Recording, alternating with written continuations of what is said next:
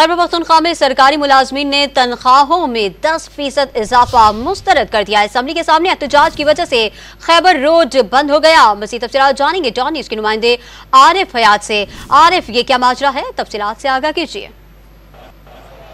जी बिल्कुल, मुख्तलिफ जो सरकारी महकमे हैं उनके मुलाजिमीन ने एहतजाज की कॉल दी हुई है और इस वक्त तमाम जो मुलाजिमीन हैं तो वो खैबर पख्तूनख्वा असम्बली के सामने जो असम्बली चौक है वहाँ पर जमा हो गए हैं और खैबर रोड का एक साइड जो है तो इन लोगों ने ट्रैफिक के लिए बंद कर दिया है।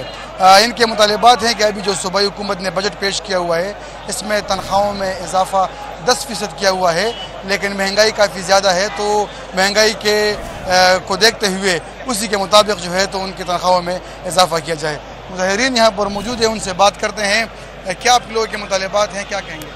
जी, हमारे मुतालिबात तो बिल्कुल सीधे साधे तनख्वाहों में 10% इजाफा हम मुस्तरद करते हैं, क्योंकि यहाँ पे महंगाई बहुत ज़्यादा है और मजदूर और गरीब सारे पिस रहे हैं ना।